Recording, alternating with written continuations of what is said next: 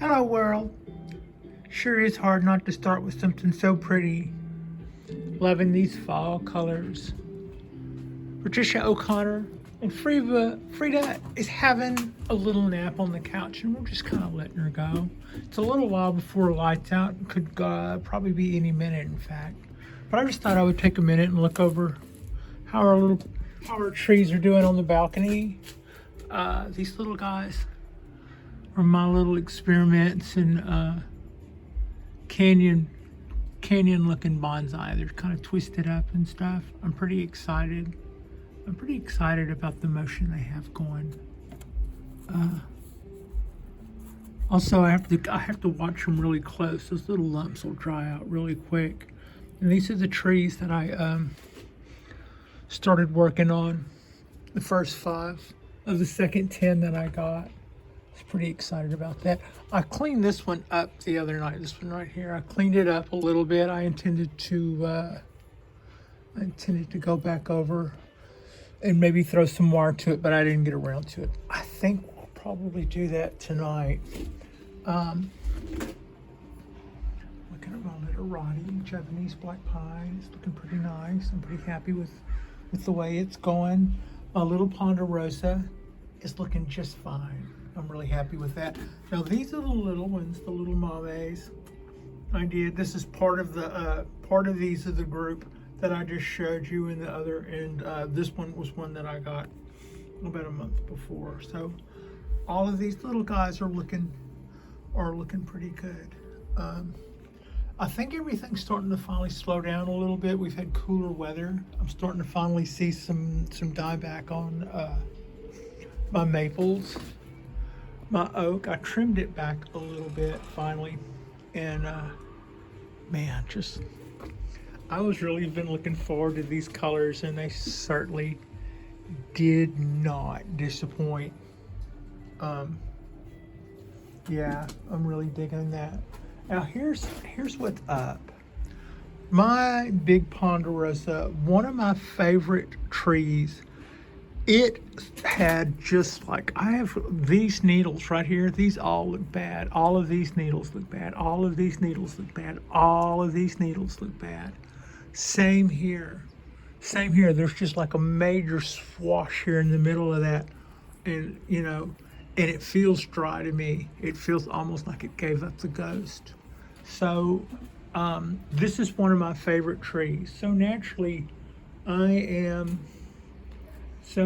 would say I'm concerned with it. But at the same time, there's still plenty of little green places shooting out. But even some of those to me look frankly dry. I don't think I've done anything. You heard me earlier when I first mentioned this in the last video, being concerned that I'd allowed it to get overwatered. I had been on a schedule where I'd been watering this tree, and you can really easily overwater Ponderosas.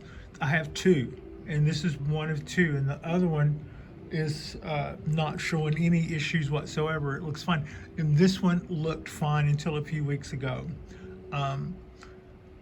The last time I watered it, it had gone probably 4 or 5 days before that without being watered. That's about how long it took it to dry out. So I watered it, and then 3 days later, before it had a chance, it would still be wet 3 days later because it takes 4 or 5 days to dry out. Well, it rained. So then that meant that it's going to go a week now before it gets a chance to dry out because it got wet when it hadn't even dried out yet. So before that got a chance to that next cycle come around, another 3 or 4 days later, and we got another couple of little showers earlier and later in the day, and then lo and behold, I was looking at 3 weeks where this thing had been wet for quite a while. And about the time I was worried about that is when I started noticing all of that. But I have a hard time thinking that on a tree that had been in otherwise pretty good shape. That one little rain spell that we had for 2 weeks, that was ill-timed, that basically that and my last watering meant that it was wet for maybe most of 3 weeks. But I have a hard time seeing all that damage attributed to that. They will root rot if you let the roots go, but I'm still thinking that that's the only thing I can possibly think of that would have happened to this tree. And that being the case, that would have happened mighty fast. The other thing was, like, they also don't like heat. And we did have that 90-degree day, but that was months ago. But these trees move slow, so maybe something happened then, and we just kind of sailed on past hoping for the best. I don't know. The last time I watered it before today was about 4 or 5 days ago, and true to form, it got watered again today. So it is still moving water, which is the good news. Speaking of good news, I've got some really beautiful fall colors there on my trident maple. Comes time to probably defoliate that and trim all that stuff back, and we can work on a little ramification between now and later when I start cutting blocks of that little tree back. I'm going to start working on, it has 3 trunks, and I think at the time that we deem correct, I'm going to cut one of those trunks almost completely back, and then the following year I'm going to get rid of the second one, the middle one that you see right there facing you all together, and maybe do a hollow feature. And then I'm also going to cut the back one back to shorten the tree and start with the new canopy. So between now and then, I'm still enjoying these colors, and right now it's got kind of a short hairdo. I don't really, it had an umbrella canopy before, but it was just all long sticks, no real ramification or defoliate, no real structure to it. It was just a bunch of long sticks with some pretty nice foliage on the end. So that's kind of what I got going on there, and I'm probably not going to get really started on the trident maple until February or something is when I'll do that. But you can see there's one branch there on the bottom on the right hand side that will be our first limb, and I will do that right trunk coming up. I will do a chop on it just above where you see that branch, because that will, all of the energy, I hope, will then go to that guy, and the tree will just that will be a branch that is allowed to extend out, and the line from the trunk will start here and just kind of come back this way, however that works out once that guy grows up and everything above it's been cut. So that's what I got going on there. We're gonna go right next door to my little dawn redwood. It's just now starting to show some fall colors. It's still taking in water to a fair degree, and so yeah, I think that's probably okay. In a couple of weeks, whenever it finally stops, whenever it's finally no longer green, I will cut it back some and start making some branch choices on it. The same way I've been talking about doing to these guys. You can see where last year I decided this branch was the keeper, so I cut it and then it bifurcated off. So this year I'll cut that there, and then I'll decide whether or not we're keeping this, and I'll either cut it off there or I'll cut it off so it can bifurcate off and times all the other branches. Well, that's about what I will start doing when my dawn redwood gets bare. There is one other thing, getting back to this guy, there is one other thing that I had really thought about. New foliage on a tree, the new foliage that comes out when it's underneath these things might burn it. I had noticed the first year that I had these lights, this tree, the new foliage, the first round of new foliage that came out burned. Now I had noticed that with perennials in my growing past under artificial light, that the first round of leaves might not be completely used to a closer to the equator level of lighting. That could also account for some of that, but again, I don't know. We're going to keep a close watch on it. Last year when something like that happened to this tree, I actually had an anxiety attack. This year I'm going, here we go again, but I've already put myself through the mill over something that a tree did. And for the life of me, the same mistakes that I thought that I made, last year that led to this possibly, were the same things that I covered this year. So I don't really feel like something that I don't know led to this, unless maybe it's just one of those deals where some pine trees do get a lot of brown needles in the fall, and I have had this guy only a little over a year. So it seemed like I would have went through this last year. Also seemed like that guy. This isn't my other Ponderosa. No such effects whatsoever. No overwatering here. So yeah, both trees have been treated with a systemic treatment after I got them to make sure they were off on a good foot. And so yeah, I'm just not really seeing why we're going through this year. So we'll just kind of keep an eye on it and see. Hopefully it's nothing too bad. That's about all I've got going on there and there. I'm not really looking to defoliate this tree. I'm enjoying those colors too much.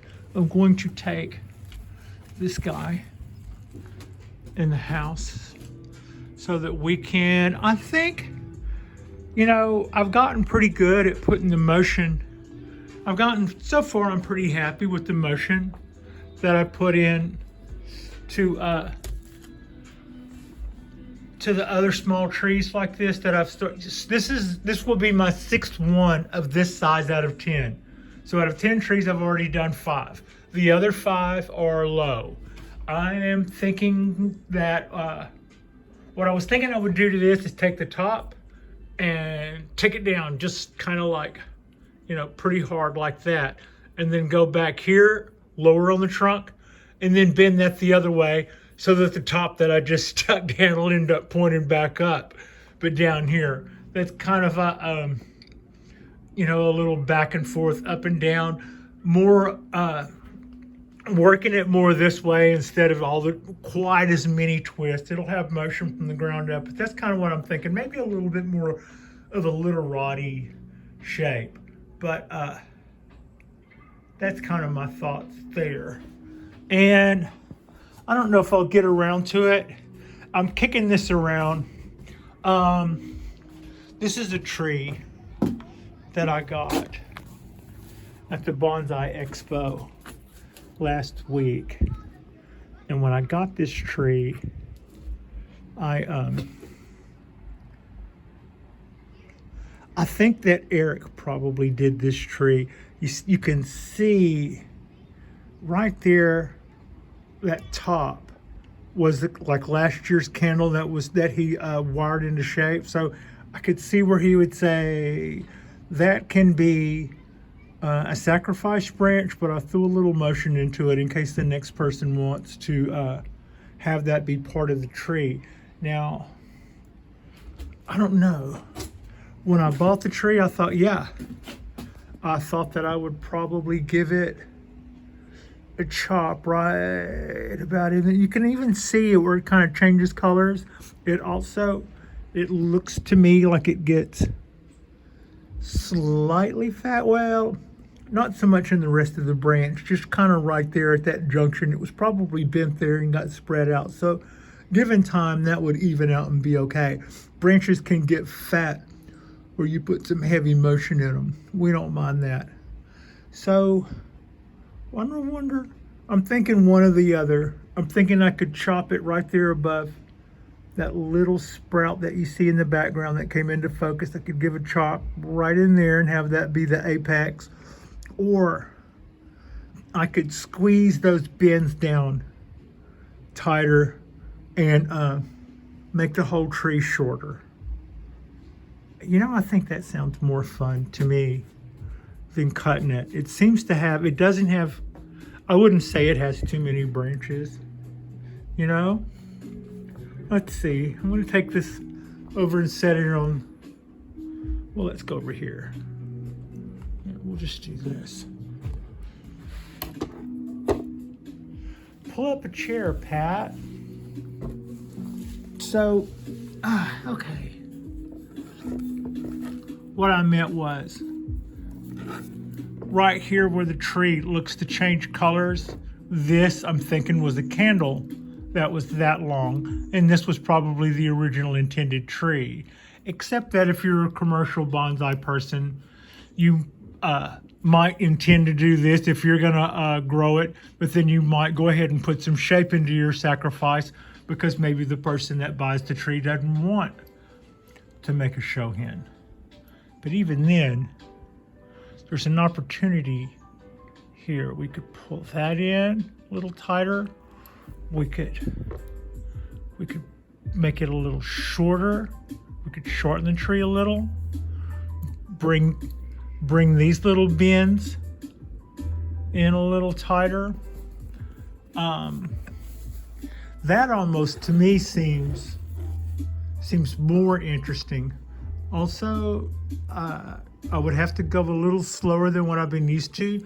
Our temperatures, I've been warned about this, and I can see it. I can see it a little. I can't see it a lot, but what I'm hinting at is as you get farther into cooler temperatures, the trees get a little harder, a little bit less flexible.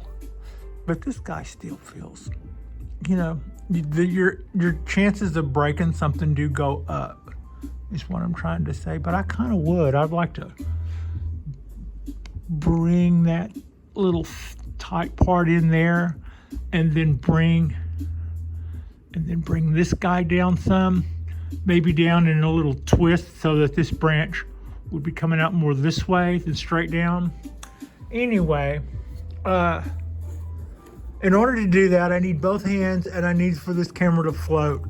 So rather than partake on that right now, this will just be a little lead in to my next video. I intend to play with this guy later on tonight, and this is a tree that I got at the Pacific Bonsai Expo. It was my one acquisition for this show. I would have loved to have gone in there with a little bit of spending money and just call it my one thing a year or whatever.